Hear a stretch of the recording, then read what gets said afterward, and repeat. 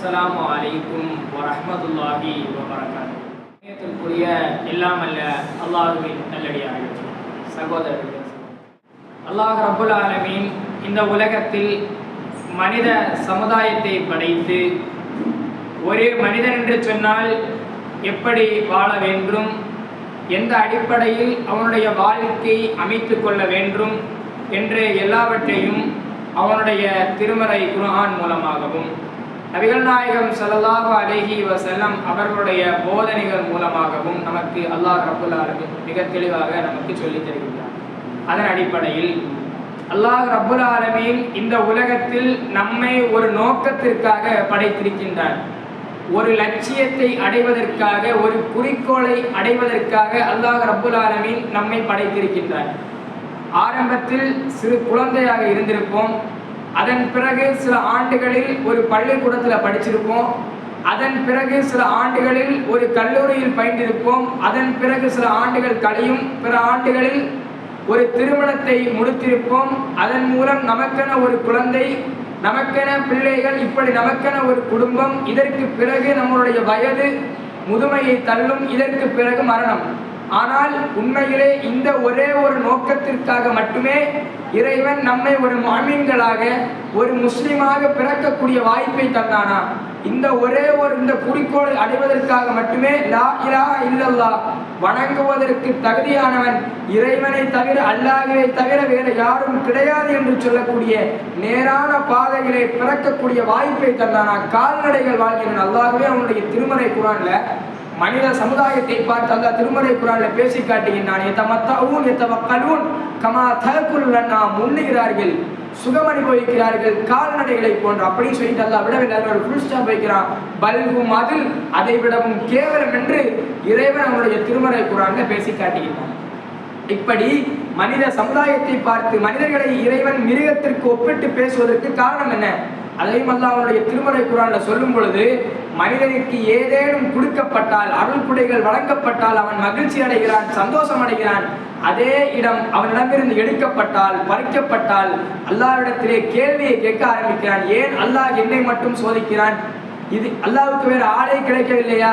இத்தனை கெட்டவர்கள் இந்த உலகத்தில் வாழக்கூடிய நேரத்திலும் இறைவன் ஏன் என்னை மட்டும் சோதிக்கிறான் என்று இறைவனிடத்தில் நாம் கொஸ்டின் கேட்க ஆரம்பிக்கிறோம்.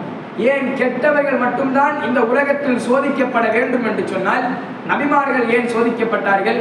அல்லாஹ்வுடைய தூதரவர்கள் சொன்னார்கள், இந்த உலகத்தில் அதிகமாக சோதனைக்கு உள்ளாக்கப்பட்டவர்கள் நபிமார்கள் என்றார்கள் அல்லாஹ்வுடைய தூதரவர்கள். எப்படிப்பட்ட சோதனை? அவர்களுடைய வாழ்க்கையை சற்று புரட்டி பாருங்கள். நபிமார்களுடைய வாழ்க்கையை சற்று புரட்டி பாருங்கள்.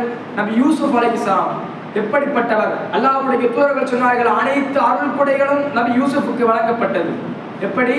அல்லாஹ்வுடைய தூதர்கள் சொன்னார்கள், இந்த உலகத்தில் அல்லாஹ் படைத்த அழகில் பாதி அழகை நபி யூசுஃபுக்கு அல்லாஹ் வழங்கிவிட்டான் என்று சொன்னார்கள். எப்படிப்பட்ட அருள் கொடை, எப்படிப்பட்ட அந்தஸ்து! மேலும் அல்லாஹ்வுடைய தூதர்கள் நபி யூசுஃபை பார்த்து சொன்னார்கள், அல் கரீம் இப்னு கரீம் இப்னு கரீம் இப்னு கரீம், நபிமார்களுடைய வம்சத்தில் பிறந்தவர். சரி, யோசித்து பாருங்கள். அப்படிப்பட்ட நபி யூசுப் அலைஹிஸ்ஸலாத்தை அல்லாஹ் சோதித்தானா இல்லையா? 11 சகோதரர்கள், எப்படிப்பட்ட அந்தஸ்து! அதே 11 சகோதரன் அன்பிற்காக, இந்த 11 சகோதரன் அன்புக்காக இயங்கினார்களோ, அதே 11 சகோதரன் கரங்களாலேயே கிணற்றில் தூக்கி வீசப்பட்டார்களா இல்லையா? சோதனை கிடையாது இதெல்லாம். எப்படிப்பட்ட சோதனை! கிணற்றில் ஒரு நபி. இன்றைக்கு சிறு காய்ச்சல் வந்துவிட்டால், ஏதேனும் துன்பங்கள், கஷ்டங்கள், சோதனைகள் வந்துவிட்டால் அல்லாஹ்விடத்திலே கேள்வியை கேட்கிறோமே, கிணற்றில் ஒரு நபி. யோசித்து பாருங்கள், சிந்தித்து பாருங்க. இவ்வளவுதான் நபி யூசுப் அலைஹிஸ்ஸலாத்துடைய சோதனையா?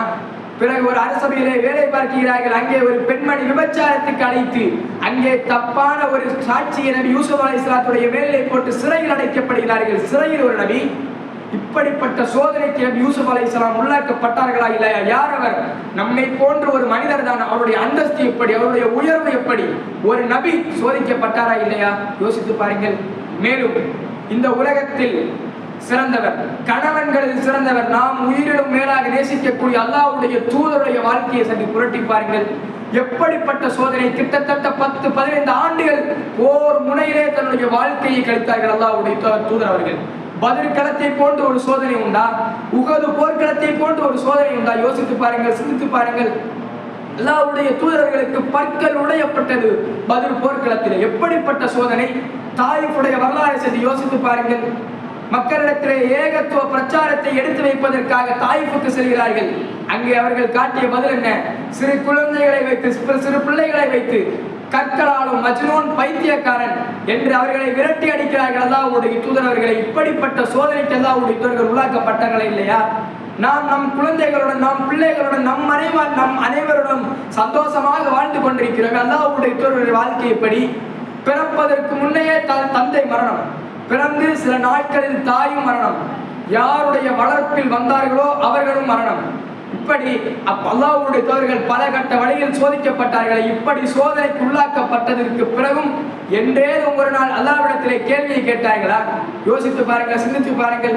மேலும் சோதனை என்று சொன்னாலே நம்முடைய உள்ளத்திற்கு வரக்கூடியவர், அனைத்து சோதனையிலும் வெற்றியை மட்டுமே கண்டவர் நபி இப்ராஹிம் அலைஹிஸ்ஸலாம். அவருடைய வாழ்க்கையை சிந்தி புரட்டி பாருங்கள். நெருப்பு குண்டத்தில் வீசப்பட்டார்கள் நபி இப்ராஹிம் அலைஹிஸ்ஸலாம். சோதனை கிடையாதா?